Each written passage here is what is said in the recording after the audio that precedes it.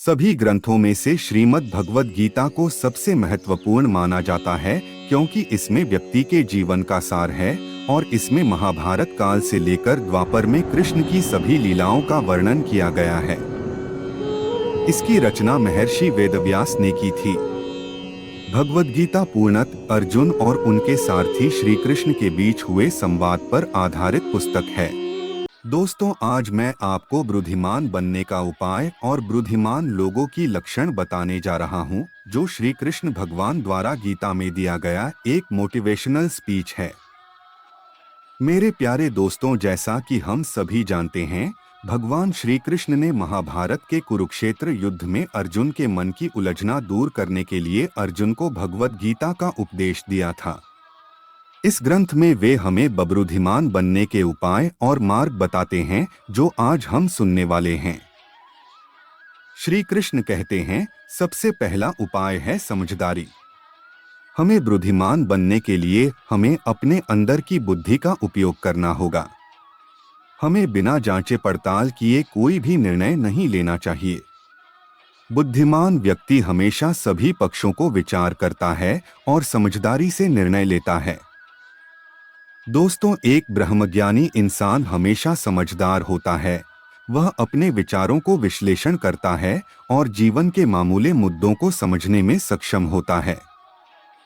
ज्ञान के साथ आप अपने जीवन के प्रत्येक पहलू को समझने में समर्थ होंगे और बेहतर निर्णय लेने में सक्षम होंगे। दूसरा उपाय है धैर्य और समर्पण। हमें अपने कार्यों को निस्वार्थ भाव से करना चाहिए। भगवान श्री कृष्ण ने गीता में कहा है कि कर्म का फल हमारे हाथ में नहीं है, लेकिन हमें कर्म करने में समर्पित रहना चाहिए। समर्पित भाव से किए गए कार्य हमेशा सफलता के मार्ग में आगे बढ़ते हैं। श्री कृष्ण ने गीता में कहा था, कर्म कर, फल की चिंता मत कर। ब्रह्मज्ञानी व्यक्ति धैर्य और समर्पण के साथ अपने कर्म करता है और फल की चिंता किए बिना कर्म के पालन में लग जाता है। इससे वह अपने लक्ष्य की प्राप्ति में सफल होता है और कठिनाइयों का सामना करने के लिए तैयार रहता है। तीसरा उपाय है संयम और संवेदनशीलता। दोस्तों, एक बुद्धिमान व्यक्ति हमेशा सभी जीवों के प्रति सहानुभूति और दया भाव रखता है। हमें दूसरों की मदद करने में खुशी मिलनी चाहिए और उनके साथ उनकी समस्याओं का समाधान करने की कोशिश भी करनी चाहिए। ब्रह्मज्ञानी इंसान अपनी इंद्रियों को संयमित रखता है और सभी जीवों के प्रति संवेदनशील होता है। वह दूसरों के दुख सुख में सहानुभूति करता है और अपने समर्थन और मदद से सभी का हित करने का प्रयास करता है। चौथा उपाय है आत्मनिरीक्षण रखना।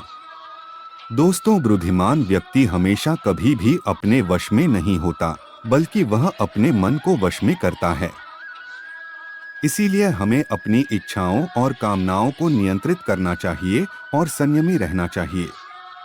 ब्रह्मज्ञानी इंसान अपने अंदर की भ्रांतियों को समझता है और उन्हें सुधारने के लिए प्रयास करता है।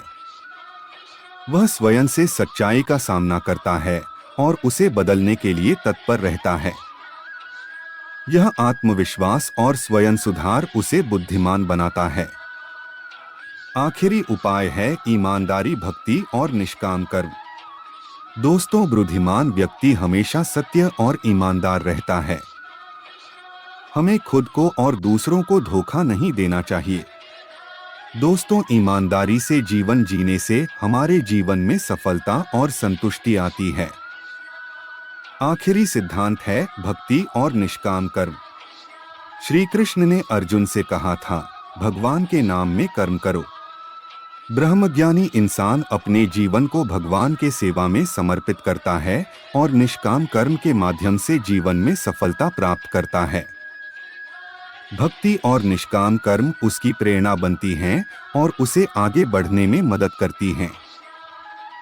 यही है भगवान श्री कृष्ण का अद्भुत उपदेश, जो हमें सच्चे और बुद्धिमान इंसान बनाने का मार्ग दिखाता है। मेरे प्यारे दोस्तों, श्री कृष्ण भगवान के उपदेशों से हम बुद्धिमान और ब्रह्मज्ञानी इंसान बन सकते हैं। हमें समझदारी, धैर्य, आत्मनिरीक्षण, संयम, संवेदनशीलता, भक्ति और निष्काम कर्म के गुणों को अपने जीवन में अपनाने की कोशिश करनी चाहिए। इन सिद्धांतों का पालन करके हम अपने जीवन को सफलता और प्रगति की ऊंचाइयों तक पहुंचा सकते हैं। मेरे प्यारे दोस्तों, हमें इन सभी उपायों को अपनाकर हम बुद्धिमान बन सकते हैं और अपने जीवन को सफल और खुशहाल जीवन में परिवर्तित कर सकते हैं। धन्यवाद और शुभकामनाएं। दोस्तों, जय श्री कृष्ण। राधे राधे।